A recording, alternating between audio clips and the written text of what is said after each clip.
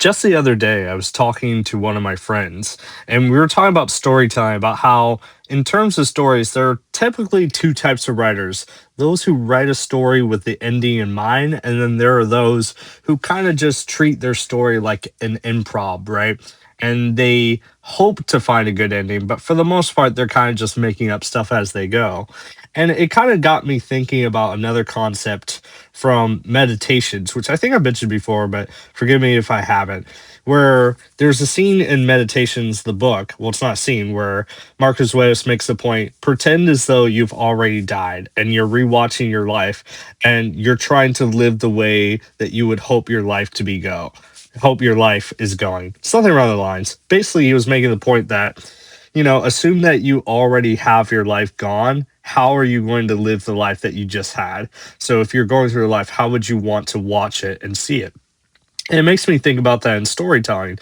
When I write my own stories, I tend to write with the end in mind. To me, I write stories typically for the purpose of conveying a moral or like an idea. So like a lot of my stories serve as an avenue to communicate my themes.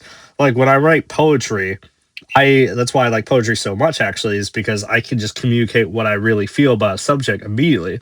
Now, as we're storytelling, I kind of have to guide you into this idea, but I think that's far more fascinating than if, oh yeah, I just got this idea, just telling you the idea, preaching you. Because here's the thing: most people in their daily lives, they consume new ideas and themes through art.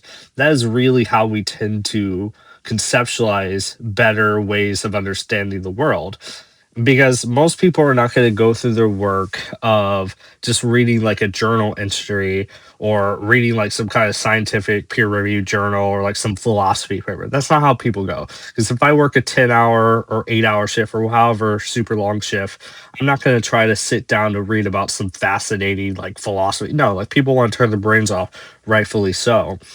And it gets me to thinking about how, when it comes to my life, I'm trying to live from a perspective of how I want my life to end. What are the things that I really want to do? I mean, one thing I know that I really want to do is write my story, my comic book. As you can see in the background is just my drawings of one of my panels or one of my scenes in my comic.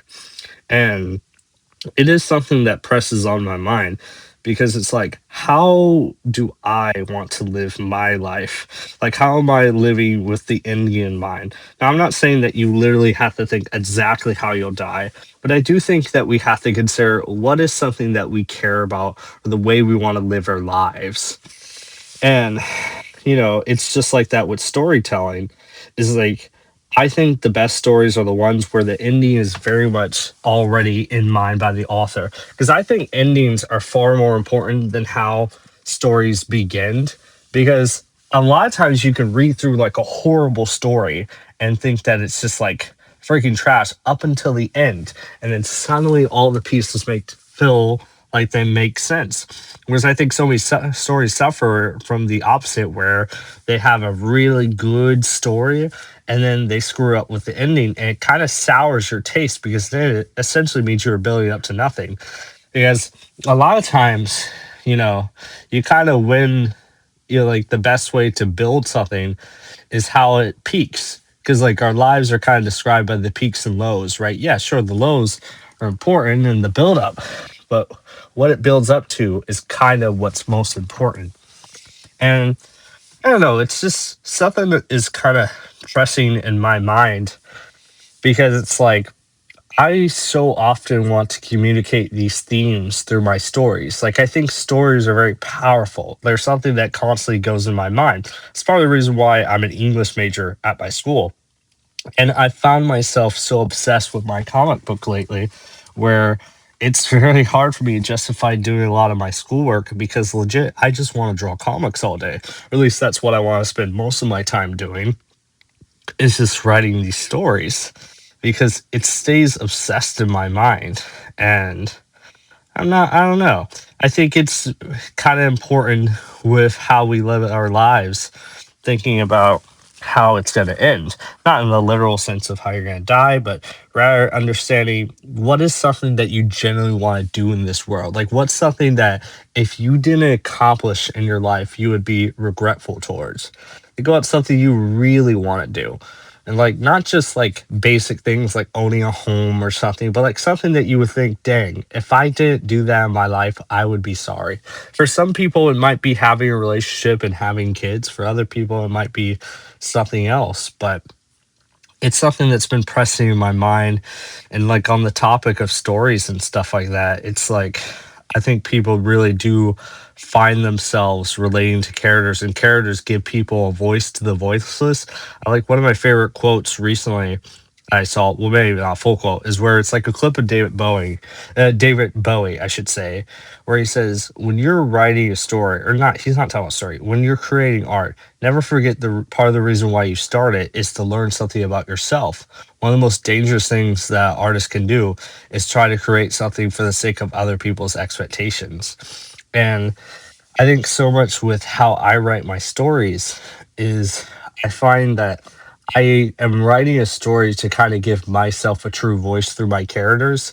Because I'm not saying like all the evil things that my characters do or all the good heroic things are a full representation of me, but they are a representation of how my mind is and how I generally feel about the world. And they give my place a voice because I often feel like I'm never really heard in my life, or that no one really cares what I have to say.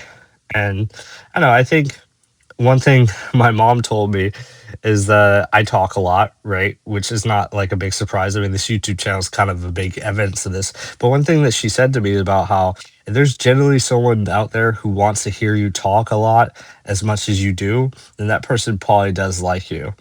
And I don't know, it kind of stuck with me because it's like, yeah, the right person will want to hear what I have to say.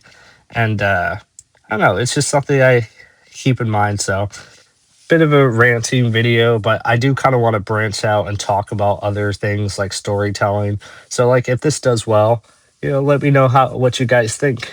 If you're okay if I talk about other things, I'm really not trying to be like a motivational YouTube channel, but really just kind of YouTube channel where I express myself. But all right, you guys have a great day.